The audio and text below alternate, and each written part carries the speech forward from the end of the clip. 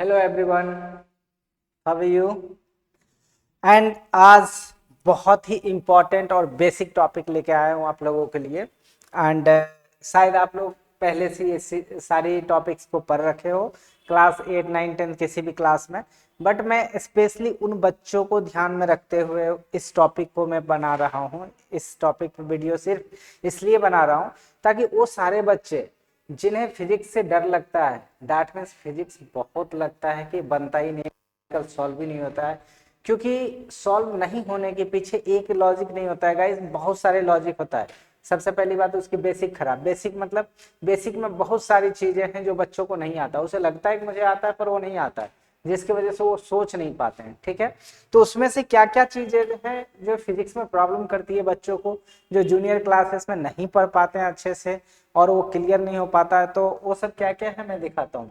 ठीक है, तो ये बहुत इंपॉर्टेंट है। ठीक है, जैसे हम लोग जो इस टॉपिक में डिस्कस करने वाले हैं वो सबसे पहले तो एल्जेब्रिक आइडेंटिटीज के बारे में पढ़ेंगे जो ऑलरेडी पढ़ चुके हैं। उसके बाद फैक्टराइजेशन के बारे में पढ़ेंगे जो इसके बारे में भी ऑलरेडी हम लोग पूरा चैप्टर पढ़ चुके हैं। ठीक है, अब तीसरा जो हम लोग स्टार्ट करने वाले हैं दैट इज लीनियर इक्वेशन। ठीक है, क्या स्टार्ट करें हम लोग? Linear equation. ठीक है, तो मैं बात करूं किसकी? लीनियर इक्वेशन की। तो आज जो हम लोग कर रहे हैं वो क्या कर रहे हैं? लीनियर इक्वेशन के। ठीक, उसके बाद फिर क्वाड्रेटिक पढ़ेंगे, देन इनइक्वालिटीज पढ़ेंगे, फिर स्पेशल नंबर सीरीज पढ़ेंगे, फिर ग्राफ पढ़ेंगे एंड देन इसकी बेसिक खत्म हो जाएगी। तो ये दोनों तो ऑलरेडी हम लोग कर चुके हैं, आज इसके बारे में करने वाले हैं। ठीक है, तो so guys let's start. Linear equation में जो हम लोग टॉपिक को कवर करेंगे, छोटी छोटी टॉपिक हैं जो आपको आना चाहिए, फिजिक्स के लिए बहुत इंपॉर्टेंट है, पहले भी हम लोग पढ़ चुके हैं। जैसे first one variable, second one that is constant and then algebraic expression. पिछले भी लेक्चर में हम लोगों ने इसके बारे में स्टडी करा था, सब एक दूसरे से कनेक्टेड रहते हैं यार, राइट।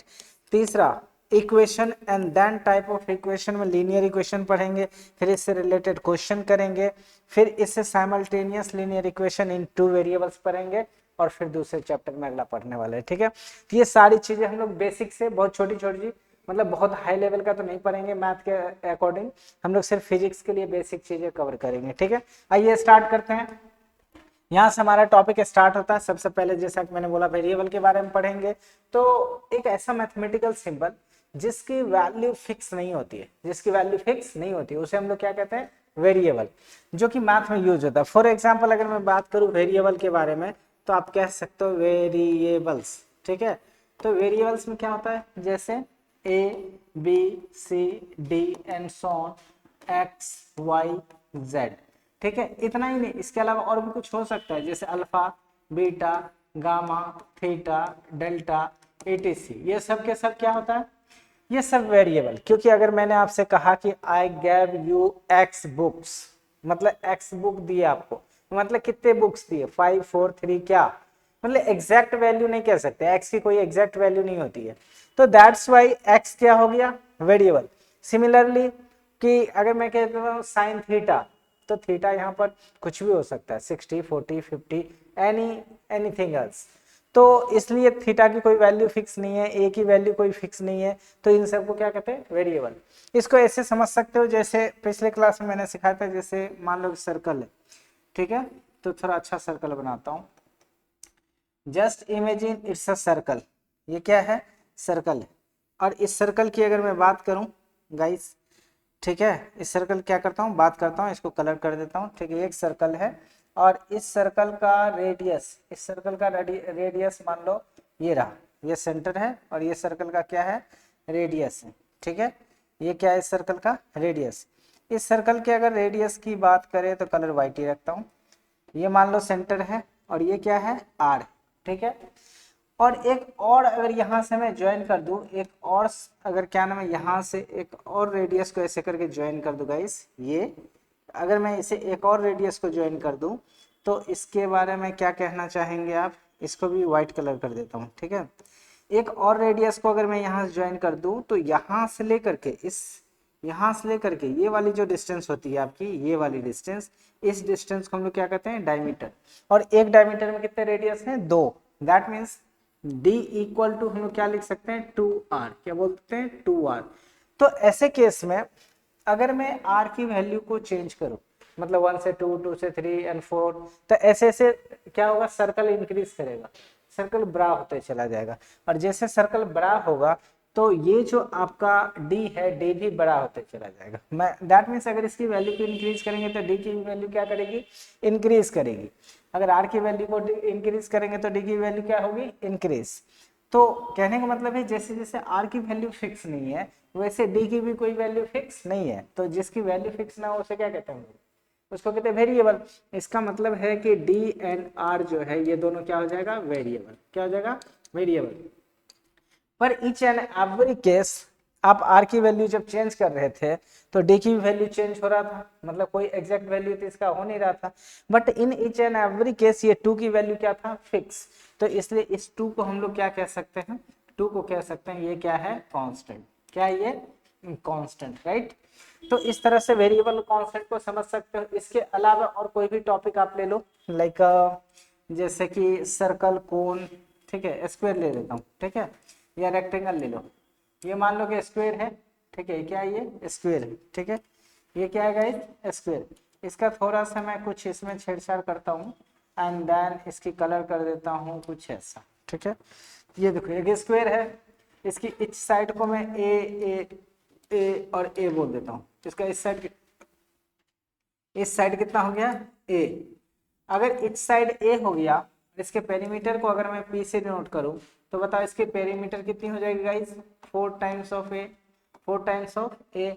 अब देखो अगर इसके ए को, ए मतलब साइड, ये मतलब साइड, अगर ए की वैल्यू को मैं चेंज करूं, मतलब कि अगर यहाँ पर कुछ होगा 2 सेंटीमीटर हो सकता है, तो मैं से 4 कर दूं, 5 कर दूं, 6, 7, ऐसे अगर ए की वैल्यू को मैं जैसे ही चेंज करूंगा तो आपको पता होना चाहिए ये जो पी है, पी की वैल्यू क्या हो जाएगा, चेंज कर जाएगा। मतलब ये पी की वैल्यू क्या करेगा, चेंज करेगा। कहने का मतलब है कि ए और पी की वैल्यू कोई एग्जैक्ट फिक्स नहीं है कि 2 होगा या 5 होगा, कुछ भी हो सकता है। ए और पी की वैल्यू क्या हो सकती है, चेंज कर सकती है। But in each and every case, मतलब हर केस में जहां ए और पी की वैल्यू चेंज हो रही थी वहां 4 जो है फिक्स था, वो चेंज ही नहीं हो रहा था। इसलिए जिसकी वैल्यू चेंज ना हो उसे कांस्टेंट कहते हैं, और जिसकी वैल्यू चेंज हो जाए उसे वेरिएबल कहते हैं। मतलब P एंड ये A, इन दोनों को क्या कहेंगे, वेरिएबल। क्या कहेंगे, वेरिएबल, क्योंकि इन दोनों की वैल्यू कोई फिक्स नहीं है। इसी तरह से सारे लेटर्स ले सकते हैं, A B C D alpha beta gamma theta, ठीक है, ये सबको क्या बोलेंगे, वेरिएबल, ठीक है। और जिसकी वैल्यू फिक्स है, जैसे कि 2, यहाँ पर 2 हो गया, वहां 4 हो गया, ऐसे और भी 1/3 भी हो सकता है। अगर सिलेंडर का या कोन का अगर वॉल्यूम ले लिया जाए, कोन का वॉल्यूम कितना होता है, सिलेंडर का 1/3, that means 1/3 pi square H, ठीक है। तो उसकी वैल्यू क्या हो जाएगी, तो वहां पर 1/3 आ गया, तो 1/3 कांस्टेंट, पाई भी constant, but r square h, r और एच क्या हो जाएगा, वेरिएबल। तो इस तरह से आपने देखा कि वेरिएबल और कांस्टेंट क्या होता है। तो constant mathematical symbol whose numerical value is fixed, मतलब जिसकी न्यूमेरिकल वैल्यू फिक्स होती है। जैसे अगर कांस्टेंट की मैं बात करूं, कांस्टेंट, ठीक है, तो कांस्टेंट की अगर मैं बात करूं, कांस्टेंट हो जाएगा 0, 1, 2, 2.5, 3.5, -7, -8, ठीक है, 3/5, 22/7, ठीक है, etc। ये सब के सब क्या हो जाएगा, ये सब के सब हो जाएगा कांस्टेंट, ठीक है, क्योंकि इसकी वैल्यू फिक्स है। उसके अलावा हालांकि पिछले क्लास में मैंने आपको वेरिएबल कांस्टेंट के टाइप भी पढ़ाए थे, ठीक है, कि वेरिएबल के कितने टाइप होते हैं, कांस्टेंट के कितने टाइप होते हैं, ठीक है, और ये सारी चीजें हमें आना चाहिए। पर अभी हालांकि इक्वेशन की बात कर रहे हैं तभी वो सब हम लोग बात नहीं करेंगे, ठीक है। इसके बाद जो थर्ड टर्म है, जो थर्ड टर्म है वो क्या है, अलजेब्रिक एक्सप्रेशन। क्या है, अलजेब्रिक एक्सप्रेशन, ठीक है, अलजेब्रिक एक्सप्रेशन। जैसे अगर आप जानना चाहो तो समझ सकते हो। सबसे पहले वेरिएबल के बारे में बता दूं। जो वेरिएबल होते हैं, इस वेरिएबल के भी 2 टाइप होते हैं। कौन कौन से, डिपेंडेंट और इंडिपेंडेंट।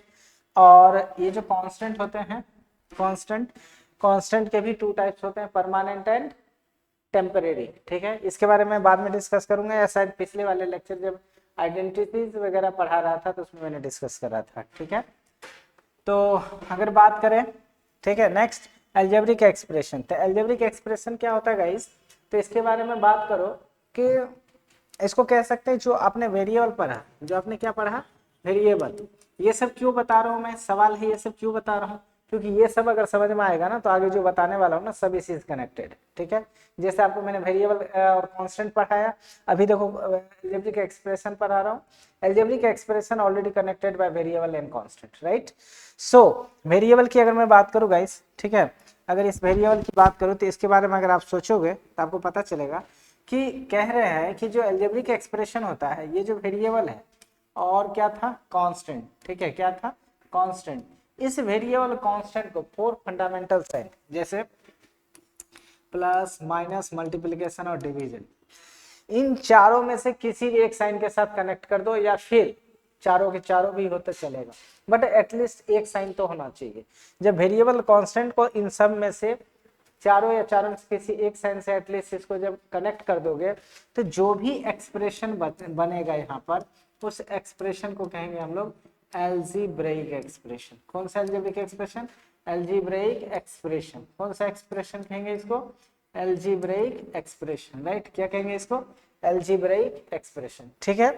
फॉर एग्जांपल वेरिएबल ले लेता हूँ x, कांस्टेंट ले लेता हूँ 3, दोनों को कनेक्ट कर देता हूँ साइन प्लस से, तो ये जो एक्सप्रेशन बना x प्लस 3, इसको कहते हैं हम लोग अलजेब्रिक एक्सप्रेशन। ये क्या बन गया, अलजेब्रिक एक्सप्रेशन। जैसे एक और लेता हूँ 2, एक कांस्टेंट लेता हूँ, x square variable, 5 constant, x एक कांस्टेंट और 6 वेरिएबल, ठीक है।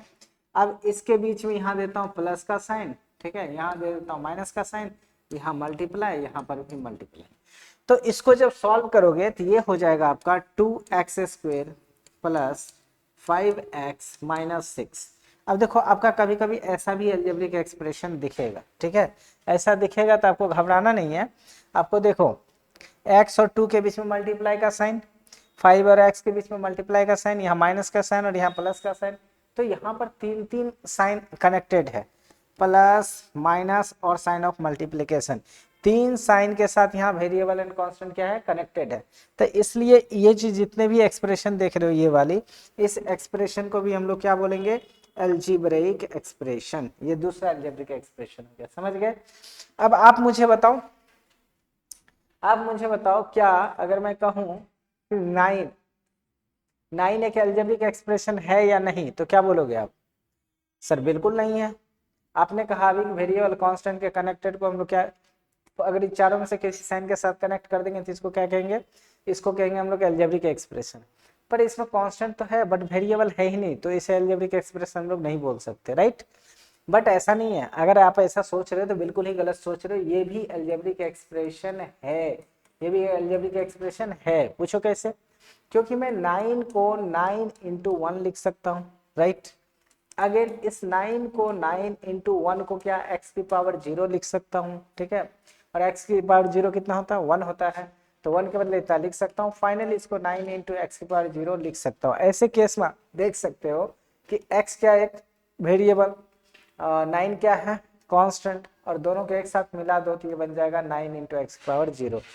तो वेरिएबल x है, अब x का कोई भी वैल्यू रखो, 1 2 3 4 5 6 एनी वैल्यू रखो, हमेशा 9 ही आएगा, और इससे चेंज नहीं होने वाला है, और यहाँ पर वेरिएबल कांस्टेंट दोनों का कनेक्शन है, इसलिए 9 भी क्या एक अलजेब्रिक एक्सप्रेशन है। बट इसकी वैल्यू चेंज नहीं होती है वेरिएबल की वैल्यू चेंज होने से। इस वेरिएबल की वैल्यू को चेंज करो, इससे ये जो 9 है, 9 की वैल्यू बिल्कुल भी चेंज नहीं होती है। दैट्स व्हाई x वेरिएबल तो है बट 9 की वैल्यू उसके वेरिएबल के चेंज होने से चेंज नहीं होता है, इसलिए ये कांस्टेंट अलजेब्रिक एक्सप्रेशन है, राइट। सिमिलरली अगर मैं कहूं, जैसे एक और एग्जांपल ले लो, अगर मैं कहूं कि x एक अलजेब्रिक एक्सप्रेशन है, तो फिर से आपका आंसर होगा बिल्कुल नहीं होगा सर, बिल्कुल नहीं। इस बार तो पक्का मैं कह सकता हूँ नहीं होगा, पर अगर ऐसा सोच रहे हो तो फिर से गलत सोच रहे हो। क्यों, क्या मैं x को, अगर मैं बात करूं इस x के बारे में, तो x रियल में एक अलजेब्रिक एक्सप्रेशन है। कैसे, क्या मैं x को x इंटू 1 लिख सकता हूँ, क्या बोलोगे सर, बिल्कुल लिख सकते हो। तो x इंटू 1 कितना हो जाएगा, x ही हो जाएगा ना यार, 1 से किसी भी नंबर को मल्टीप्लाई करोगे तो क्या होगा, x ही आएगा। और x एक वेरिएबल है और 1 कांस्टेंट है, और दोनों को एक साइन मल्टीप्लाई के साइन से कनेक्ट कर दिया गया है, एंड दैट्स व्हाई जो एक्सप्रेशन जो बन रहा है, इन दोनों को मल्टीप्लाई करने का x आया, x भी एक अलजेब्रिक एक्सप्रेशन होगा क्योंकि वेरिएबल कांस्टेंट के साथ कनेक्टेड। ठीक है। तो इस तरह से आपने समझ गया वेरिएबल और कांस्टेंट दोनों को, और उन दोनों के कॉम्बिनेशन को हम लोग क्या कहते हैं, अलजेब्रिक एक्सप्रेशन, जो 4 fundamental sign plus minus multiplication और डिवीजन के साइन के साथ कनेक्टेड होते हैं। अब आप कह रहे थे कि सर 3 को तो दिखा दिया, आप डिवीजन का साइन कहाँ है, तो वो भी दिखा देते लो। जैसे अगर रहेगा x square plus 7/x minus 8, ठीक है, यहाँ ले लो 3x स्क्वायर, ऐसा ले लेता हूँ। तो अब इसके बारे में जरा सोच के देखो, ये अलजेब्रिक एक्सप्रेशन 5 हो गया, तो इस एक्सप्रेशन के बारे में देखो, यहाँ मल्टीप्लाई का साइन, प्लस का साइन, माइनस का साइन, और 7 और x के बीच में, क्या मैं 7 को डिवाइडेड बाय x लिख सकता हूँ, मतलब 7 और x के बीच में डिवीजन का साइन, तो चारों कनेक्टेड हो, चारों के चारों सिंबल यूज हो सकते हैं। 4 फंडामेंटल साइन एक साथ यूज हो सकते हैं, एटलीस्ट 1 हो सकते हैं, 2 हो सकते हैं, 3, एनी ऑफ देम। तो वही बात यहाँ लिखा गया है, देख लो, combination of variable and constant connected by 4 fundamental mathematical sign, that is plus minus multiplication and division, और any of them is called the algebraic expression. या तो इनमें से किसी के साथ कनेक्टेड हो या सब में से कनेक्टेड हो, इसको क्या कहेंगे हम लोग, अलजेब्रिक एक्सप्रेशन। और अगर अलजेब्रिक एक्सप्रेशन आपके समझ में अच्छे से आ गई है, तो नेक्स्ट टर्म जो है इक्वेशन बहुत अच्छे से समझ में आएगा, ठीक है। ये क्या है, इक्वेशन किसको कहते हैं, तो आपको पता होना चाहिए। इक्वेशन जो है कह रहा है कि equality of 2 algebraic expression, equality of 2 algebraic expression. तो 2 अलजेब्रिक एक्सप्रेशन को जब इक्वल कर दोगे ना गाइस, तो फिर जो एक्सप्रेशन बनेगा उस एक्सप्रेशन को क्या कहेंगे हम लोग, उस एक्सप्रेशन को कहेंगे हम लोग इक्वेशन, राइट। क्या कहेंगे, इक्वेशन। इससे पिछली बार जब मैं आइडेंटिटी पर आ रहा था तो उसमें बताया था आपको इक्वेशन, इन इक्वेशन, ठीक है, और एक और था इन इक्वेशन का ही दूसरा नाम था इनइक्वालिटीज, ठीक है। तो इक्वेशन, इन इक्वेशन का दूसरा नाम इनइक्वालिटीज और आइडेंटिटीज, तीनों में मैंने डिफरेंस बताया था, राइट। पिछले आप लेक्चर में देख सकते हो। तो इक्वेशन क्या था, इक्वालिटी ऑफ 2 अलजेब्रिक एक्सप्रेशन। मान लो अब इसके एग्जांपल की बात करूं, तो जैसे कि आप एक अलजेब्रिक एक्सप्रेशन ले लो, आप एक अलजेब्रिक एक्सप्रेशन ले लेता हूं मैं, algebraic expression 1, that is 2x + 5, 2x + 5, एक अलजेब्रिक एक्सप्रेशन मैंने लिया 2x + 5, ये ले लिया। एक और अलजेब्रिक एक्सप्रेशन ले लेता हूं मैं, एक और अलजेब्रिक एक्सप्रेशन ले लेता हूं, दैट इज 9x - 2, 9x - 2। इस तरह 2 अलजेब्रिक एक्सप्रेशन है, और डेफिनेशन कहता है इक्वेशन का कि इक्वालिटी और 2 अलजेब्रिक एक्सप्रेशन, मतलब अगर मैं अलजेब्रिक एक्सप्रेशन 1 को इक्वल कर दूं अलजेब्रिक एक्सप्रेशन 2 के, इन दोनों का अगर इक्वल कर दूं, फिर जो एक्सप्रेशन बनेगा उस एक्सप्रेशन का क्या नाम देंगे, equation. For example algebraic expression 1 कितना है, 2x + 5 equal to algebraic expression 2 कितना है, 9x - 2। ये जो एक्सप्रेशन बन रहा है ना गाइस, इसी एक्सप्रेशन को क्या कहेंगे हम लोग, इक्वेशन, ठीक है। सिमिलरली और भी ले सकते हो आप लोग एग्जांपल, जैसे अगर एक अलजेब्रिक एक्सप्रेशन में लेता हूं, ठीक है, जैसे x² - 5, x² - 5 एक अलजेब्रिक एक्सप्रेशन है या नहीं, variable constant connected by minus sign, that's why it is an algebraic expression. एक और अलजेब्रिक एक्सप्रेशन ले लूं, दैट इज 7x, कितना ले लेता हूं, 7x। तो ये भी अलजेब्रिक एक्सप्रेशन, ये भी अलजेब्रिक एक्सप्रेशन, दोनों को मैं इक्वल कर देता हूं। जैसे algebraic expression 1 equal to algebraic expression 2, इन दोनों को जब इक्वल कर दूंगा तो ये आएगा एक्सप्रेशन आपका x² - 5 इक्वल टू 7x। और ये जो एक्सप्रेशन देख रहे हो ना गाइस, ये भी क्या है, इक्वेशन है। अब ज्यादा से ज्यादा इसको ऐसा ट्रांसपोज कर दो तो ये हो जाएगा x² प्लस इनसाइड आके -7x - 5 इक्वल टू 0। अब ये देखो क्वाड्रेटिक इक्वेशन है, ये लीनियर इक्वेशन है। सिमिलरली क्यूबिक होगा, बाई क्वाड्रेटिक होगा। तो I think there are so many types of equations are there in mathematics and even used in physics, और इवन की किस चीज में यूज होता है, फिजिक्स में भी यूज होता है। नाउ आपने देखा कि इक्वेशन क्या चीज होती है, इसको सॉल्व भी कैसे करते हैं, क्या करते हैं, नहीं करते हैं, वो सारे मेथड्स हम लोग सीखेंगे। बट फिलहाल आपको समझाना था मुझे इक्वेशन क्या होता है, वो आपके समझ में आ जानी चाहिए। तो इक्वेशन के बारे में क्या सीखा आपने कि 2 अलजेब्रिक एक्सप्रेशन को इक्वल कर दे, इक्वेट कर दे, तो जो भी एक्सप्रेशन बनेगा गाइज उस एक्सप्रेशन को क्या कहेंगे, इक्वेशन। तो ये भी एक इक्वेशन है, ठीक है, ये भी एक इक्वेशन है, इक्वेट करना। अब इन दोनों, मैंने पिछले क्लास में भी डिफरेंस समझाया था, 2x + 5 इन दोनों के इक्वल के बजाय अगर ये साइन दे देंगे ना, ये साइन अगर दे दिया जाए तो ये इक्वेशन नहीं होगा गाइस, ये इक्वेशन नहीं होगा, ये होगा इन इक्वेशन। दूसरा नाम इसका है इनइक्वालिटीज। ये इक्वेशन के बदले क्या बन जाएगा, इनइक्वालिटीज। तो ये sign greater than, less than, equal to, greater than, equal to, ये सब साइन नहीं देना। इनमें से कोई भी साइन यूज होगा तो ये इक्वालिटीज हो जाएगा, इक्वेशन नहीं रहेगा। इक्वेशन के लिए सिर्फ और सिर्फ single sign, that is equation. ये इक्वल का, दोनों अलजेब्रिक एक्सप्रेशन को इक्वल करना है। तो आपने देखा सबसे पहले मैंने वेरिएबल और कांस्टेंट को सिखाया, और वेरिएबल कांस्टेंट समझने के बाद आपने देखा कि अलजेब्रिक एक्सप्रेशन को वेरिएबल और कांस्टेंट के साथ डिफाइन किया गया, दोनों को कनेक्ट करके डिफाइन किया गया। अगेन जब आपने देखा, जब मैंने इक्वेशन को डिफाइन किया तो वो अलजेब्रिक एक्सप्रेशन के हेल्प से डिफाइन हो गया। गाइस आगे भी ऐसे जब पढ़ोगे ना आप फिजिक्स, तो आपको पता चलेगा कि every term is related to previous term, ठीक है, सब एक दूसरे से कनेक्टेड रहता है। तो आप जितना ज्यादा कनेक्ट करके पढ़ोगे ना, आपको उतना ही मजा आएगा और उतना आसानी से याद भी होगा, ठीक है।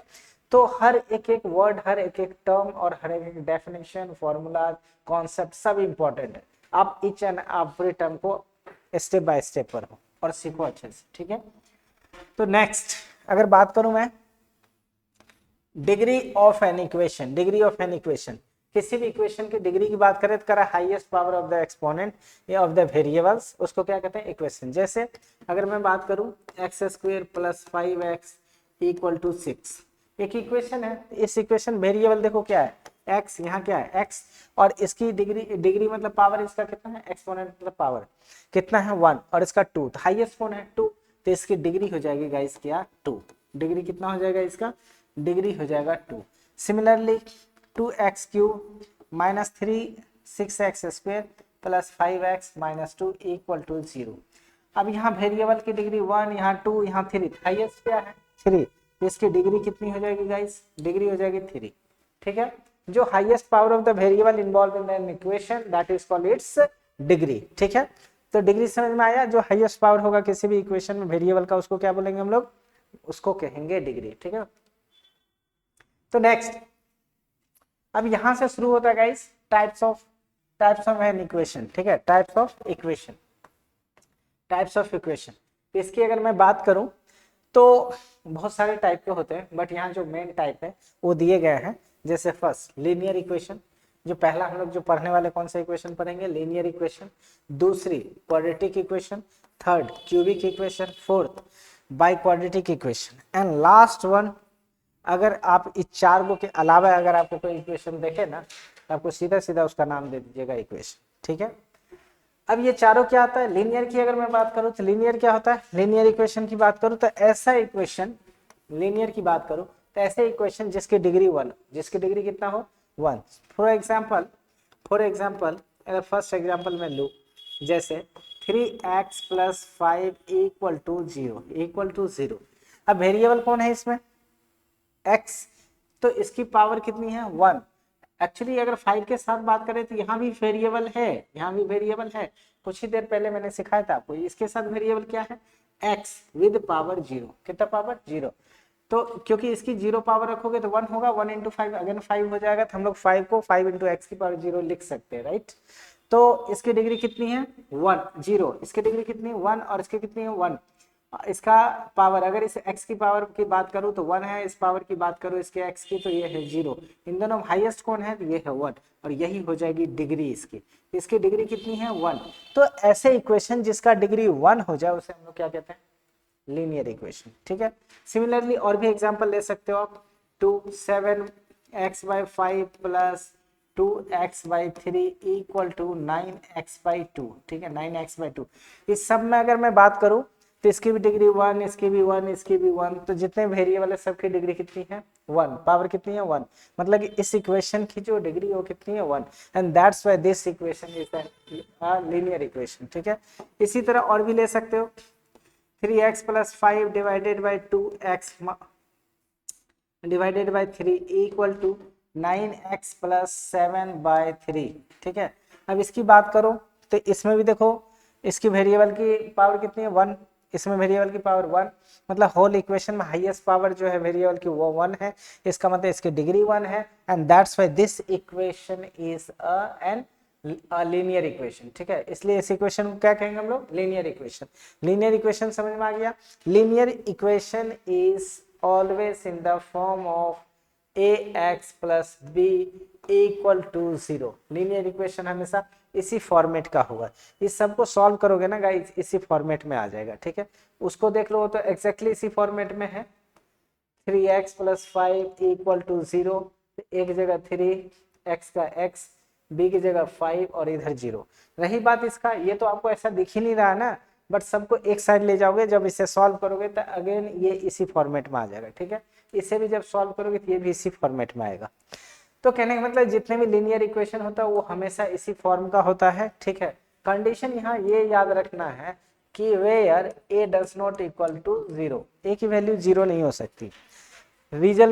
क्यों रीजन अगर बात करें, रीजन की a की वैल्यू 0 क्यों नहीं हो सकती, अगर मैं a की वैल्यू को 0 कर दूं तो ये होल टर्म 0 हो जाएगा, एंड होल टर्म अगर 0 हुआ तो बचेगा b is a constant term, और कांस्टेंट टर्म की जो डिग्री होती है 0, एंड दैट्स व्हाई ये इसकी जो लीनियरिटी वाली जो प्रॉपर्टीज है कि ये लीनियर इक्वेशन है, वो प्रॉपर्टी खत्म हो जाएगा, इसका वजूद खत्म हो जाएगा, ये लीनियर इक्वेशन नहीं रहेगा, ठीक है। And that's why we must understand that कि the value of a never becomes 0, मतलब ए की वैल्यू कभी भी 0 नहीं हो सकता है, वो 0 के बाद जो वैल्यू रखना है रख सकते हो, ठीक है। तो ये जनरल फॉर्मेशन, जनरल मतलब फॉर्म होता है किसी भी लीनियर इक्वेशन की, ठीक है। सॉल्यूशन की बात हम लोग आगे करते हैं। नेक्स्ट की अगर बात करें solution of an equation, solution of a linear equation की बात करें तो कह रहा है कोई भी लीनियर इक्वेशन है तो अभी मैंने बताया उसमें वेरिएबल तो इन्वॉल्व होगा ही होगा, तो उस वेरिएबल की वो वैल्यू जिसको आप एलएचएस में पुट करो वेरिएबल के जगह, और आरएचएस में पुट करो वेरिएबल के जगह, अगर एलएचएस में जो सॉल्यूशन आएगा वही अगर आरएचएस में आता है, दैट मीन्स एलएचएस की वैल्यू और आरएचएस की वैल्यू दोनों इक्वल हो जाए, दैट मीन्स हम कहते हैं कि वो जो वैल्यू है वो उस लीनियर इक्वेशन की क्या है, सॉल्यूशन है। और अगर दोनों इक्वल नहीं आया, मतलब वो जो वेरिएबल का वैल्यू हमने पुट करा था वो गलत वैल्यू है, वो उस इक्वेशन का सॉल्यूशन नहीं होगा। तो सॉल्यूशन क्या होता है, लीनियर इक्वेशन का सॉल्यूशन क्या होगा, तो लीनियर इक्वेशन का सॉल्यूशन होगा कि x की कोई भी वैल्यू होगा जो उस इक्वेशन को सेटिस्फाइड करता हो। सेटिस्फाइड मतलब LHS और RHS में रखने के बाद दोनों इक्वल हो जाए, ठीक है। यहाँ पर आप पढ़ भी सकते हो द वैल्यू और set of values of the variables, variable या वेरिएबल्स, ठीक है, involve in the equation which satisfied the equation known as the solution of the equation. Is that clear?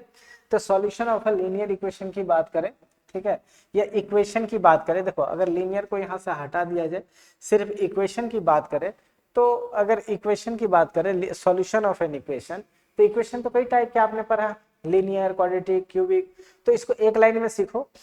अगर उसमें जो भी वेरिएबल यूज हुआ हो x Y z alpha beta gamma theta etcetera, ठीक है, कुछ भी जो भी वेरिएबल उस इक्वेशन में यूज हुआ हो, उस वेरिएबल की वो वैल्यू जो उस इक्वेशन को सेटिस्फाइड करे वही उस इक्वेशन का सॉल्यूशन, राइट।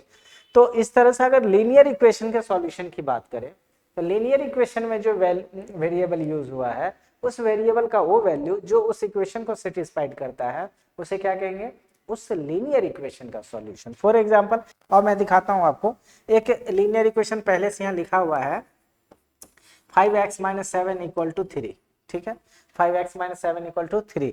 अब अगर x की जगह मैं 1 रखता हूं तो 5 × 1 - 7, 5 × 1 5 - 7 दैट इज -2। LHS में कितना आया, -2, और RHS में पहले से कितना है, 3। 3 - 2 के कभी इक्वल हो सकता है क्या, नहीं हो सकता है। इसका मतलब है मैंने जो x की वैल्यू 1 रखा था ना, ये इस इक्वेशन का सॉल्यूशन नहीं होगा, ठीक है।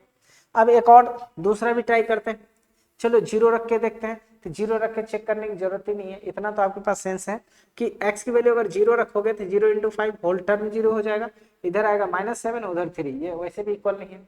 चलो 2 रख के चेक किया जाए, तो 5 × x की वैल्यू रख दे 2 और माइनस इधर कितना है 7, तो 5 × 2 = 10, 10 - 7 विच इज 3।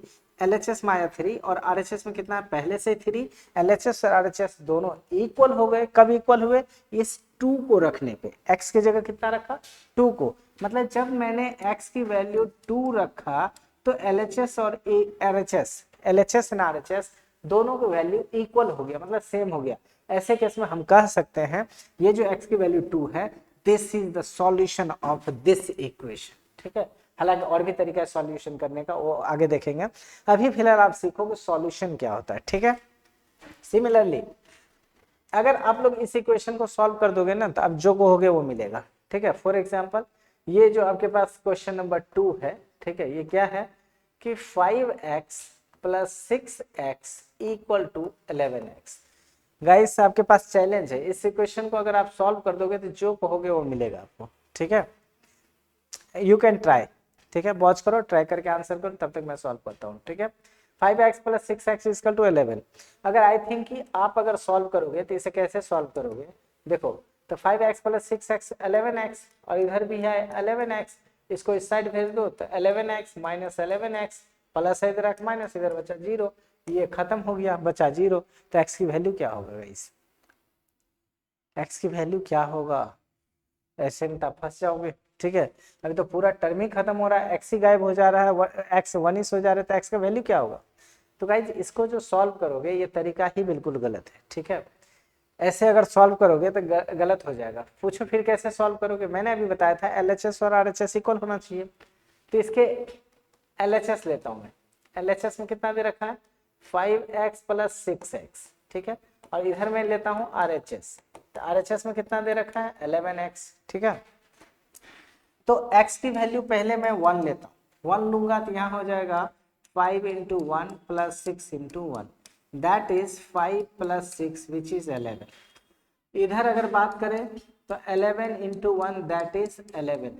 देखो 1 जैसे ही आपने रखा ना, 1 जैसे ही रखा, इसमें भी LHS 11 और इसमें भी LHS 11, मतलब 1 इज द राइट आंसर। ठीक है, चलो 2 रख के देखते हैं। x की वैल्यू अगर 2 रखे तो देखो 5 2 जा 10 प्लस 6 2 जा 12 और 10 12 22, इधर ही लिखता हूँ मैं। ठीक है, 10 और 12 22, इधर बात करूँ तो 11 2 जा 22, देखो RHS में भी 22, 2 रखने पे भी दोनों सेटिस्फाइड हो रहे हैं, 3 रखोगे तब पर भी सेटिस्फाइड होगा।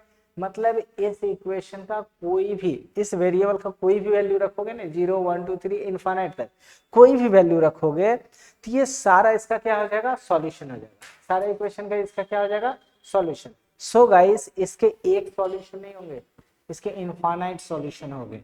ठीक है, कह सकते हैं इसको, इस x की जो वैल्यू होगी, x बिलोंग्स टू, ऐसे लिखिए इसको, इसका आंसर अगर लिखना होगा, इसका आंसर हो जाएगा for all x belongs to r, for all x belongs to r, मतलब इसके इनफाइनाइट नंबर ऑफ सॉल्यूशन।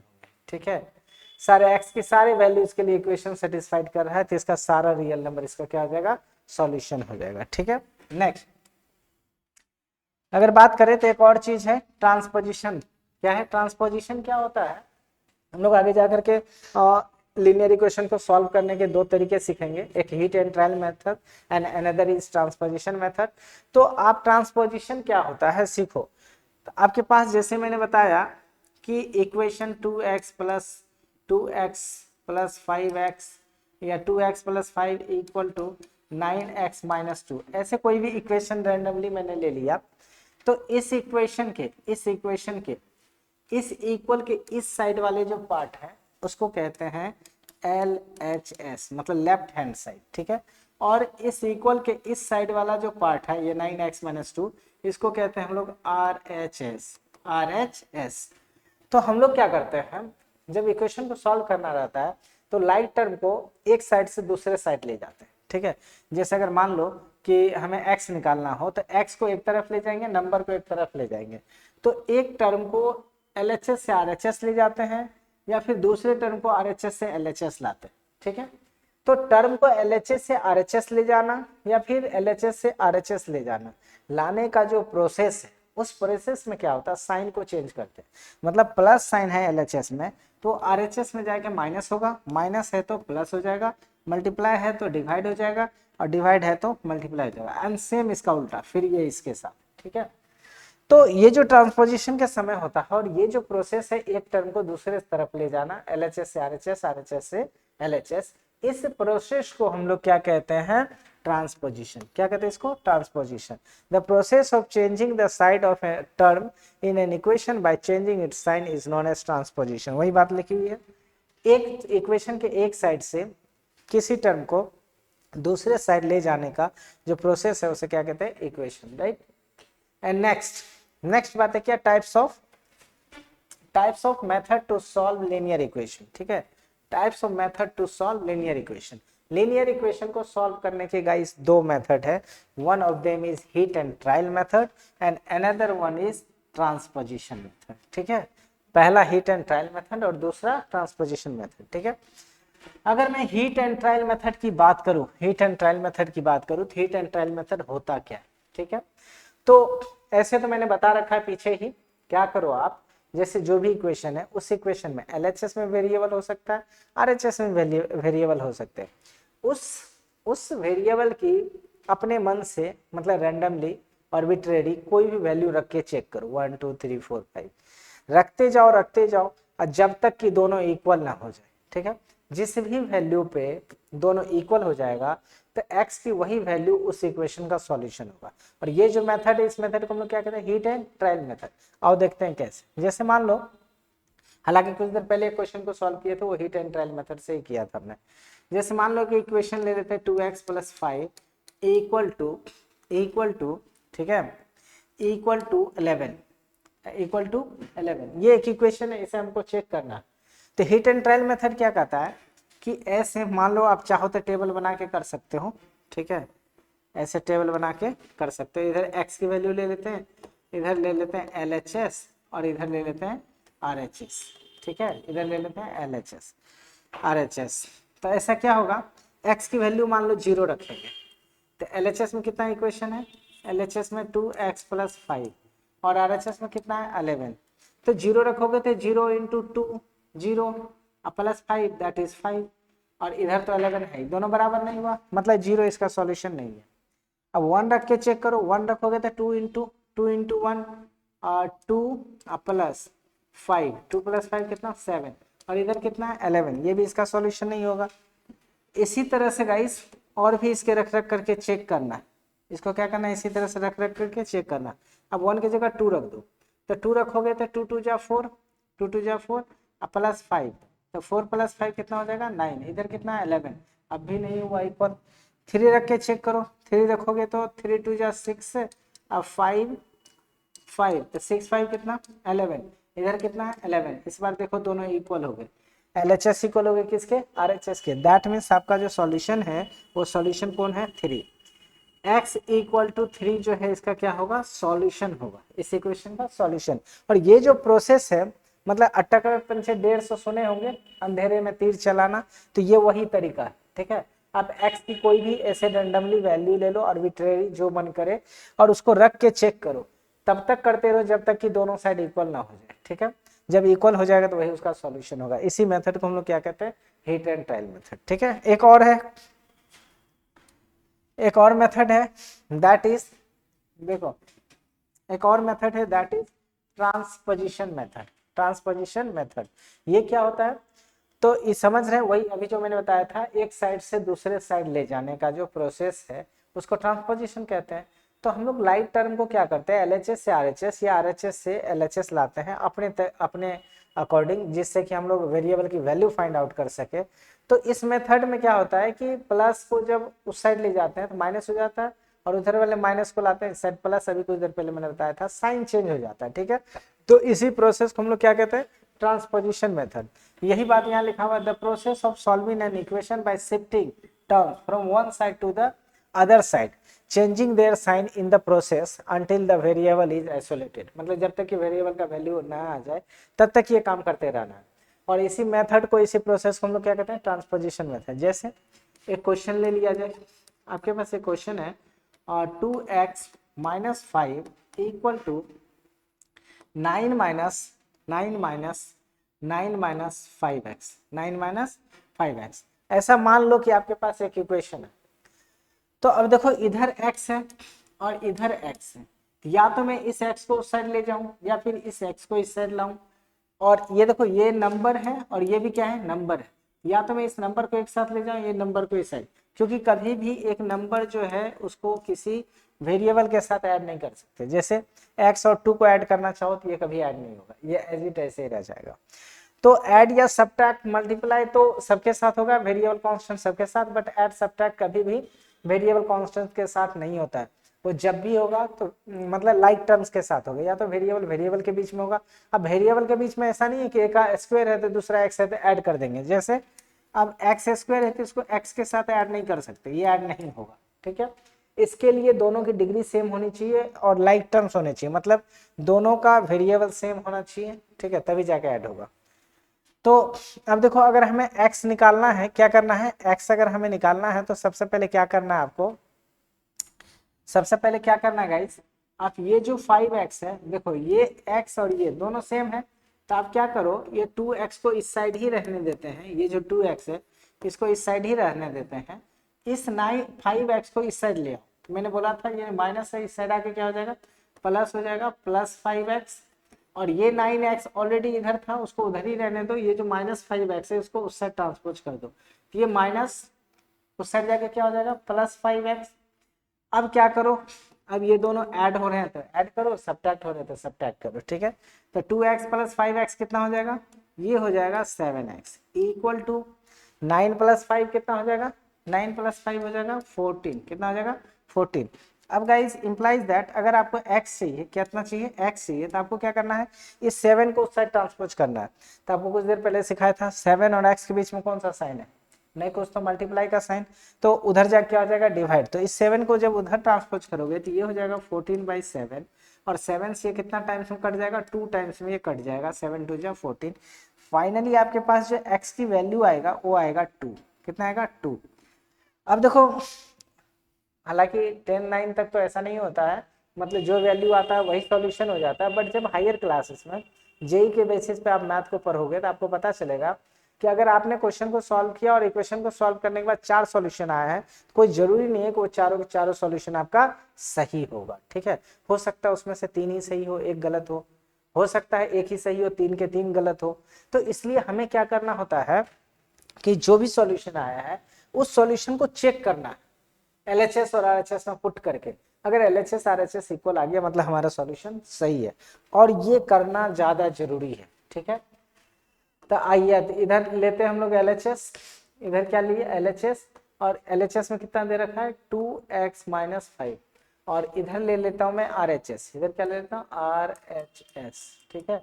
और RHS में कितना दे रखा है, थोड़ा इसको छोटा करता हूँ, ठीक है, RHS, और RHS में कितना दे रखा है 9 - 5x, ठीक है। अब रख के चेक करें, तो इसमें जब रखोगे तो 2 इंटू एक्स की वैल्यू कितनी थी 2 रखोगे -5, तो गाइस 2 2 जा कितना होता है 4, 2 2 जा 4, -5, तो 4 - 5 कितना हो जाएगा -1, ठीक है। अब इसे भी चेक करो, इधर कितना था 9 - 5 इंटू एक्स की वैल्यू कितनी है 2 जब पुट करोगे तो यहाँ हो जाएगा 9 - 5 2 जा 10, और 9 - 10 फिर से कितना होता है -1। देखो LHS आ गया RHS के इक्वल, हेंस क्या लिखोगे, since LHS equal to RHS therefore x equal to 2 is the right solution. ये क्या है, राइट सॉल्यूशन, ठीक है, इज द ट्रू सॉल्यूशन। ये क्या है, ट्रू सॉल्यूशन है, ठीक है। तो इस तरह से क्या कर सकते हो, ये जो मेथड है ना गाइस, इस मेथड को कहते हैं हम लोग ट्रांसपोजिशन मेथड।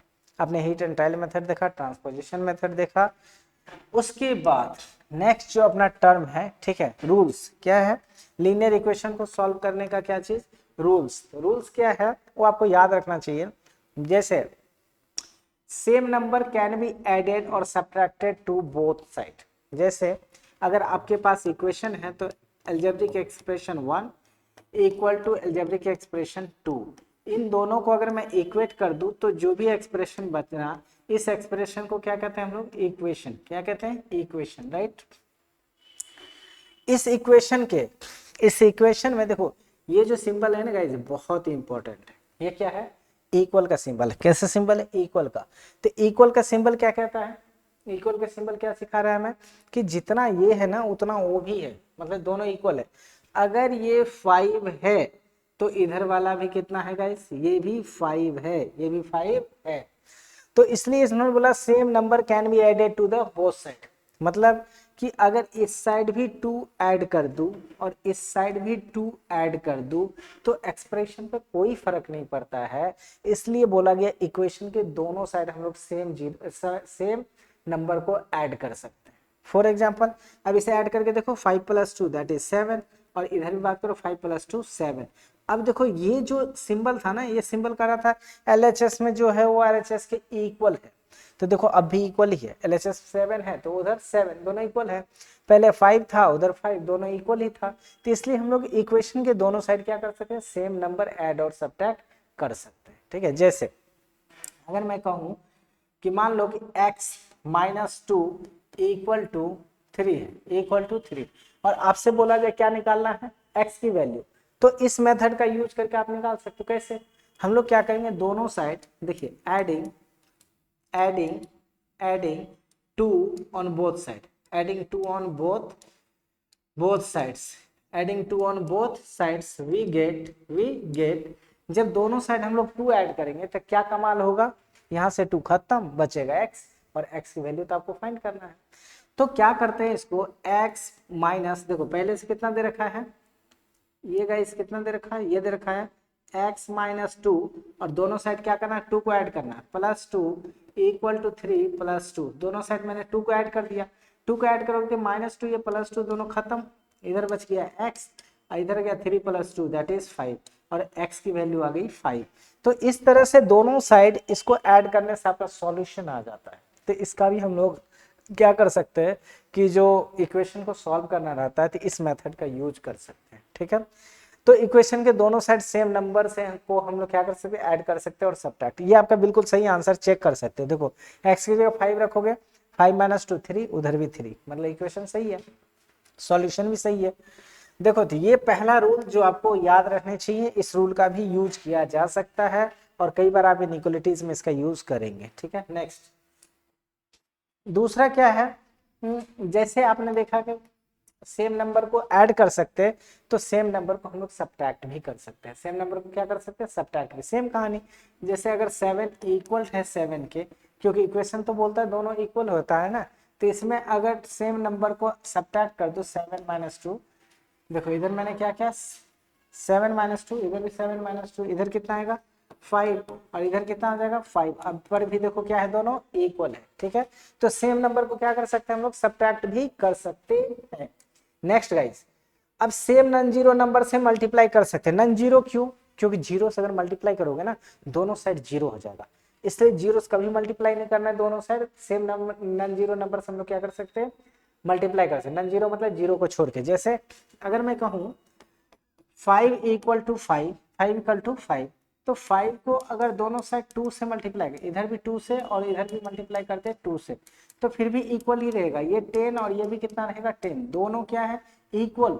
बट गाइस जरा सोच के देखो, अगर मैंने 5 को 0 से मल्टीप्लाई कर दिया, इधर जो है 0 से मल्टीप्लाई कर दिया, तो ये भी 0 ये भी 0, आपका पूरा एक्सप्रेशन ही खत्म हो जाएगा। इसलिए 0 से कभी मल्टीप्लाई नहीं करते हैं। फॉर एग्जाम्पल अगर 5x = 10 लेता हूँ तो x की वैल्यू कितनी होनी चाहिए, 5 को उधर भेजोगे मल्टीप्लाई, उधर जाकर डिवाइड, तो 10 कितना आएगा, 10 कितना आएगा 2, सॉरी 5 है ना, तो 10 कितना आएगा 5, आंसर इज 2। तो इस तरह से आएगा। लेकिन अगर इसको हम लोग इस मेथड से यूज करें 5x = 10 और इसको दोनों साइड 0 से मल्टीप्लाई कर दें, 5x × 0 और 10 × 0, तो देखो ये पूरा हो जाएगा 0 और ये भी कंप्लीट 0, 0 = 0, आपका x ही खत्म हो जाएगा गाइस। तो फिर फाइंड क्या करोगे, इसलिए याद रखना जब भी मल्टीप्लाई करेंगे या डिवाइड करेंगे तो 0 से कभी नहीं करेंगे, नॉन जीरो वाले नंबर से मल्टीप्लाई या डिवाइड करेंगे, राइट। तो दोनों साइड क्या करेंगे, हमेशा नॉन जीरो नंबर से मल्टीप्लाई या डिवाइड करेंगे। यहाँ तो सिर्फ मल्टीप्लाई लिखा गया है, डिवाइड भी कर सकते हैं नॉन जीरो नंबर से। जैसे देखिए लिखा है both side can be divided by the same non zero number. ठीक है, दोनों तरफ हम लोग क्या कर सकते हैं, सेम नॉन जीरो नंबर से डिवाइड कर सकते हैं। सेम कहानी जैसे भी देखा था ना आपने कि देखो अभी क्वेश्चन ही लिए थे हम लोग 5x = 10, तो 5 को इधर ट्रांसपोज कर दो, x की वैल्यू आ जाएगी 10/5 इक्वल टू कितना आंसर 2। लेकिन कोई जरूरी नहीं है कि ऐसे हम लोग सॉल्व करें, इसे चाहे तो 5x इक्वल टू 10 है तो दोनों साइड अगर 5 से डिवाइड कर देना तो ये 5 से 5 कैंसल, ये 5 2 जा 10 कैंसल, इधर बच गया x और इधर बच गया 2, तो x की वैल्यू कितना आ गया 2। देखो यहाँ पर भी 2, यहाँ पर भी 2। तो इस मेथड का यूज करके भी आप इक्वेशन को सॉल्व कर सकते हो। ठीक है, उसके बाद गाइस, ठीक है, transposing the term, transpose 5 rule क्या है, ट्रांसपोजिंग टर्म्स मतलब शिफ्ट रूल। मतलब आप क्या कर सकते हो, LHS में 2x minus 5 equal to 7x minus 5 कुछ भी है। तो अभी जैसे हम लोगों ने सॉल्व करा था, इस टर्म को इधर भेज सकते हो, इस टर्म को इधर ला सकते हो, तो इसको ट्रांसपोज करके भी आप इसको क्या कर सकते हो, क्वेश्चन को सॉल्व कर सकते हो। बट ये बात बस इतना ही याद रखना है कि इक्वल के इस साइड प्लस है, ये उस साइड जा करके माइनस होगा, माइनस है उस साइड जा करके प्लस होगा, और मल्टीप्लाई है तो उस साइड जाके डिवाइड होगा, डिवाइड है तो उस साइड जाके मल्टीप्लाई होगा। फिर इसका उल्टा, माइनस है तो इधर आके प्लस, प्लस है तो इधर आके माइनस, डिवाइड है तो इस आके मल्टीप्लाई, मल्टीप्लाई तो इस आके डिवाइड। ठीक है, ये बातें बस याद रखनी चाहिए। लास्ट जब इतना करोगे ना तो लाइक टर्म्स को क्या करना है, कंबाइन, जैसे हम लोगों ने किया था उधर, x को ऐड कर दिए थे और नंबर को ऐड कर दिए थे। तो आप क्या करो, लाइक टर्म्स को कंबाइन करो, उसके बाद लाइक टर्म्स को जब कंबाइन कर देंगे तो फाइनली आप क्या कर सकते हो, x की जो वैल्यू है, मतलब जो वेरिएबल उसमें इन्वॉल्व है, उसका आप क्या कर सकते हो, वैल्यू निकाल सकते हो। ठीक है, तो ये लास्ट रूल था, इस तरीके से आप सॉल्व कर सकते हो। आपके पास अब यहां से क्वेश्चन आता है। ठीक है, तो आप सारे तौर तरीके तो सीख गए, अब मैं आपको क्वेश्चन कुछ करवा के दिखा दूंगा। तो आज यहीं तक छोड़ देते हैं, आप लोगों को देते हैं ये सब क्वेश्चन करने के लिए, इस क्वेश्चन को आप खुद से करो। ठीक है, नेक्स्ट क्लास में हम लोग 10-12 क्वेश्चन करेंगे, पूरी प्रैक्टिस हो जाएगी, ये चैप्टर खत्म। ठीक है, ये टॉपिक लीनियर इक्वेशन खत्म, उससे आगे फिर हम लोग पढ़ेंगे। ठीक है, आज का क्लास यहीं तक, बाकी नेक्स्ट क्लास में हम लोग मिलते हैं। ओके।